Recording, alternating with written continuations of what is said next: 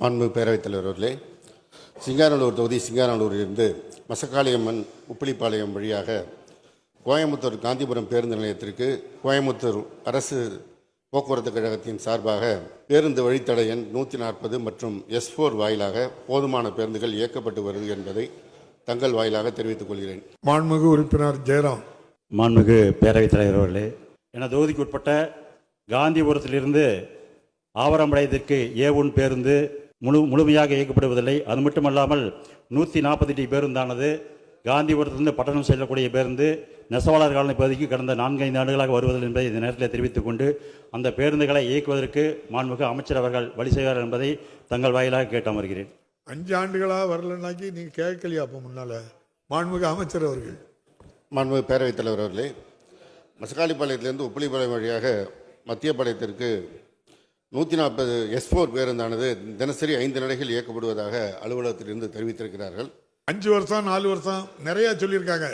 ஒரு 10 4 வருடம்னா அலுவலகத்திலேருந்து கொடுத்துரு, குறிப்பாக அப்படி தவறாக கொடுத்துட மாட்டாங்கல்ல. இல்லை, இன்னொரு கேள்வி இருக்கு, நீங்கள் பதில் முடிங்க. மாண்புமிகு உறுப்பினருடைய கோரிக்கையை உரிய அதிகாரிகளோடு பேசி தேவை இருக்கும் பட்சத்தில் மீண்டும் இயக்குவதற்கு நடவடிக்கை எடுக்கப்படும். மாண்புமிகு உறுப்பினர் ஜெயராம். மாண்புமிகு பேரவைத் தலைவர் அவர்களே, மாண்புமிகு அமைச்சர் அவர்களுக்கு 140 பேருந்தானது மஸ்கால்வாளி வழித்தடத்திலேயே வருவதில்லை, வருவதாக தெரிவித்திருக்கிறீர்கள். அது அந்த பகுதியிலே வருவதில்லை. S12 பேருந்து காலை மாலை நேரம் மட்டும்தான் வருகிறது. அது முழு நேரமையாக இயக்க வேண்டும் என்று இந்த நேரத்தில் கேட்டுக்கொள்கிறேன்.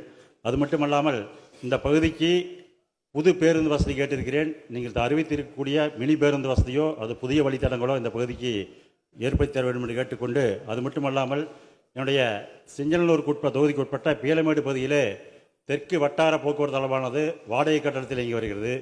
இந்த வாடகை கட்டணத்தில் இருக்கக்கூடிய நாளொன்றுக்கு 100க்கும் மேற்பட்டோர் இந்த பகுதிக்கு வந்து செல்கிறார்.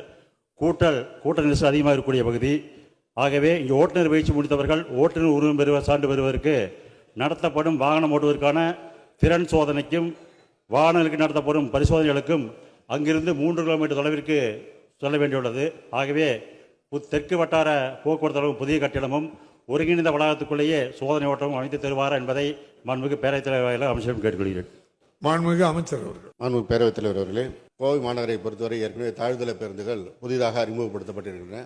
அதேபோல் அடுத்த ஓரிரு மாதங்களில் மின் பேருந்துகளும் அறிமுகப்படுத்தப்பட இருக்கிறது. மாண்புமிகு உறுப்பினருடைய தொகுதியுடைய தேவை அறிந்து இன்னும் கூடுதல் நடைகள் இயக்கப்பட வேண்டும் என்றால் நிச்சயமாக நடவடிக்கை எடுக்கப்படும். அதேபோல் வட்டார போக்குவரத்து அலுவலகத்தை பொறுத்தவரை அரசின் நிதிநிலைக்கு ஏற்ப அங்கே கூடுதல் கட்டிடம் கட்டுவதற்கு நடவடிக்கை எடுக்கப்படும் என்பதை தெரிவித்துக் கொள்கிறேன்.